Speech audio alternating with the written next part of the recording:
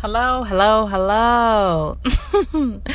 Welcome to ER Emotional Response Podcast. This is Life Coaching with Inc. This is Ivory joining you again. I love talking to you. I love talking to everyone in the country, everyone overseas. I love reaching and connecting with others. Thank you so much for the responses, inboxes, and inquiries, saying how much certain podcasts have helped you along, certain podcasts that you listen to repetitiously, and I appreciate it. I know my living is not in vain. I know I'm designed and passionate about emotional wellness, and so it bleeds through me. It bleeds through me. I can't help. I can't stop. So that's why I am on the podcast platform delivering ER.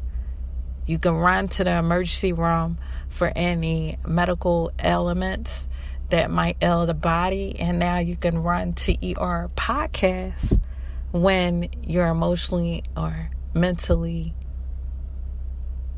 in need of help. We have a special guest, Mr. Bart Campolo, that will be speaking with us today.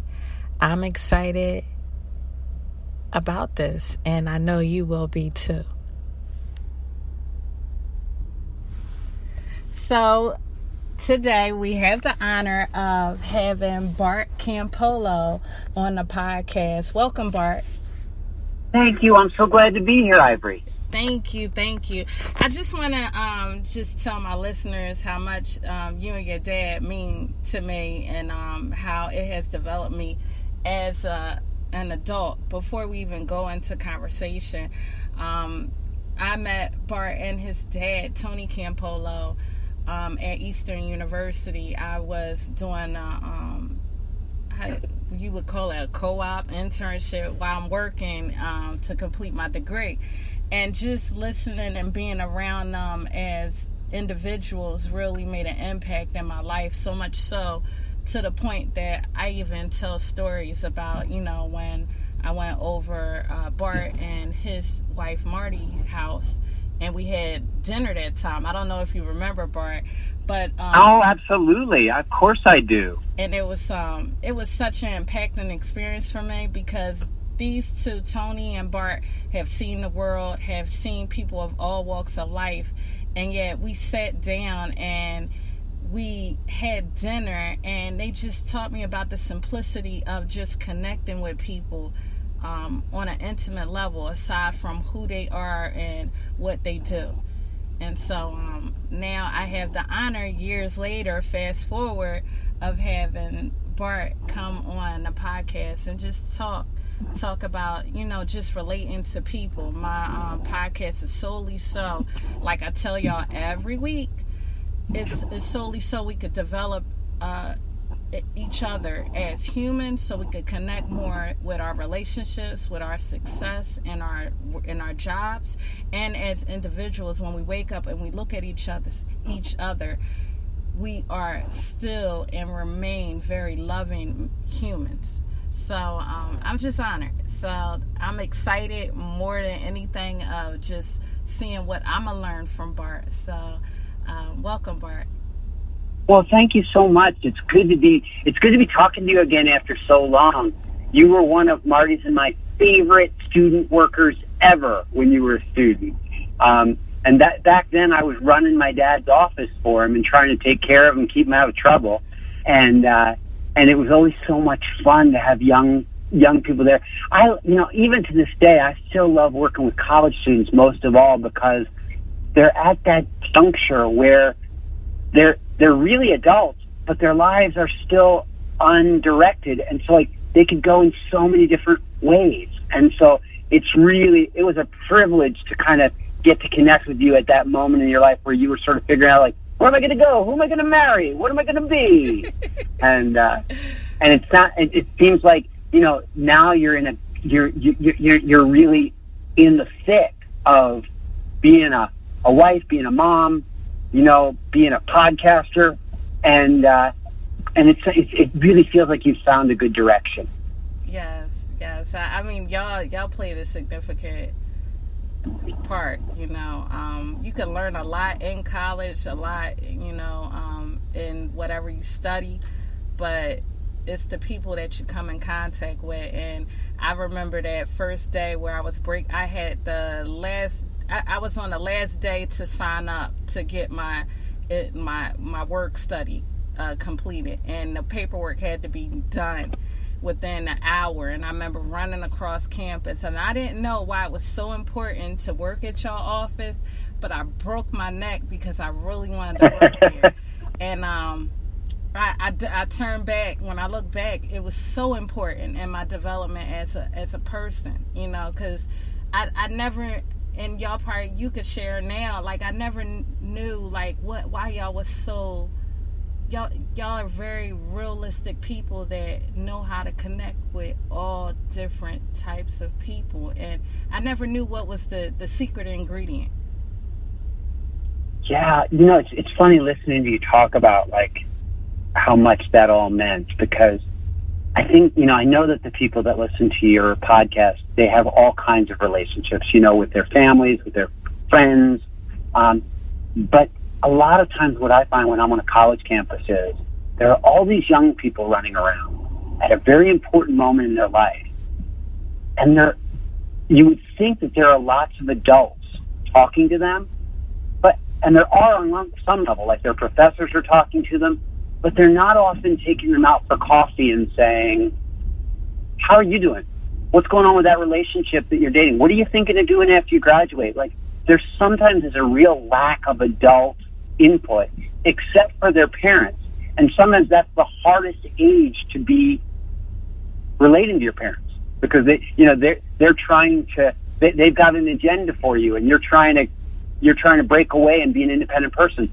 And so, one of the things I would say to your folks is, like, listen carefully and realize, like, if there are college age people around you, young adults, like, if you want to have an impact on people's lives, one of the best things you can do is, pull that young adult, even if you don't know them super well, and say, hey, can I take you for a cup of coffee? And then just, like, ask them questions about their life. Just listen to them, because young adults really need to process that stuff, and a lot of times there's not enough people to do it with. That's very true. I mean, I remember just on a correction tip, there was a time towards the end of my work study where I wasn't balancing school, work study, and the fun I was having on the weekends well. And I started missing a couple of hours at work. And I remember me and your one-on-one conversation, and that correction made a rippling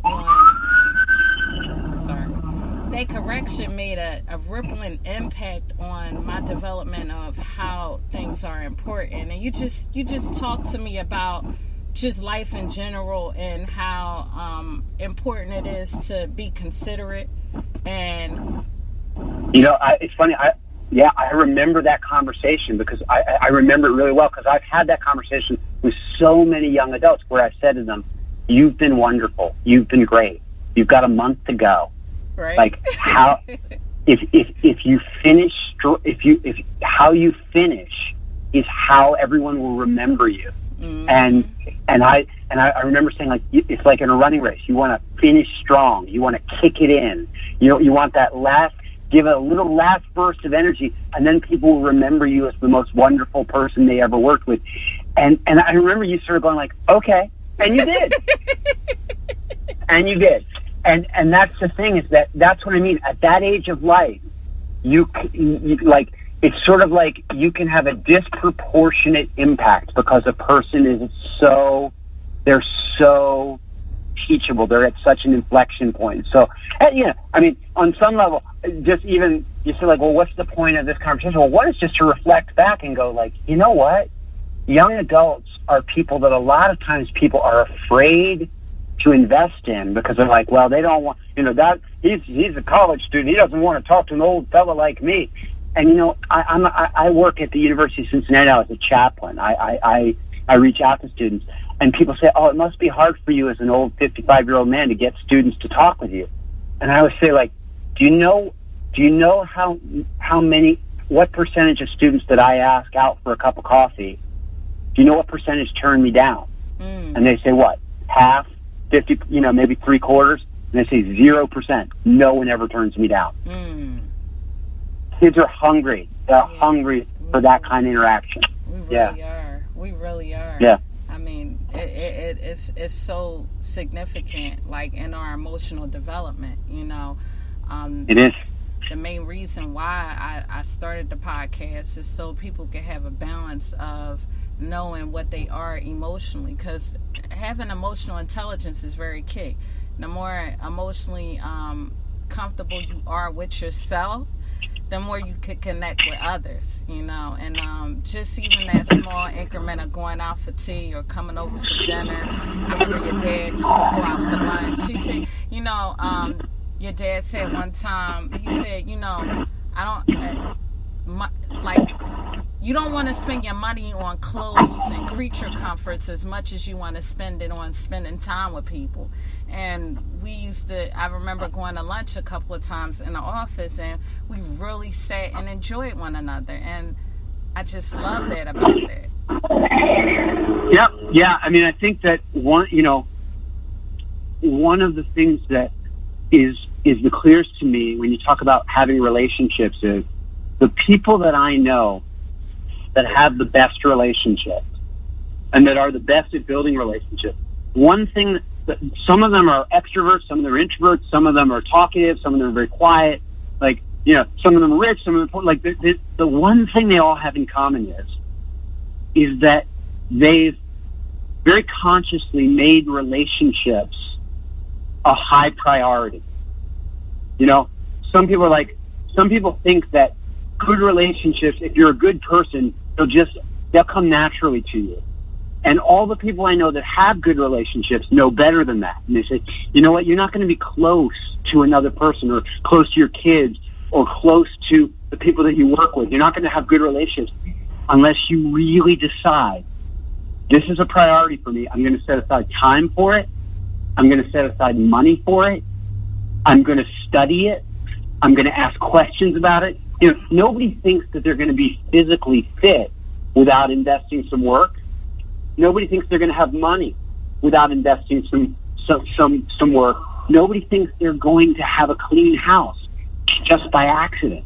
Right. But people sometimes think that they're going to have good relationships naturally. And the truth of the matter is you gotta actually consciously invest time, energy, money, thought in where's this relationship at? Where's it going? What can I do? How can I get some advice on how to make it better?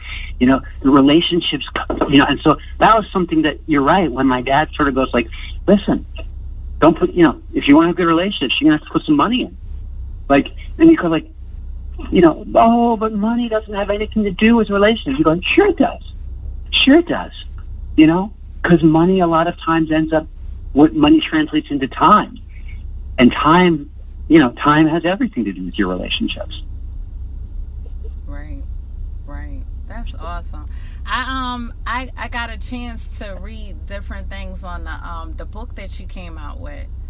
The one with my dad. Yes, I thought I just wanted you to just share. I wanted to get your thoughts on how it is, the background of just still remaining connected to your parents, even though your views change on certain things, and how you still still are relatable.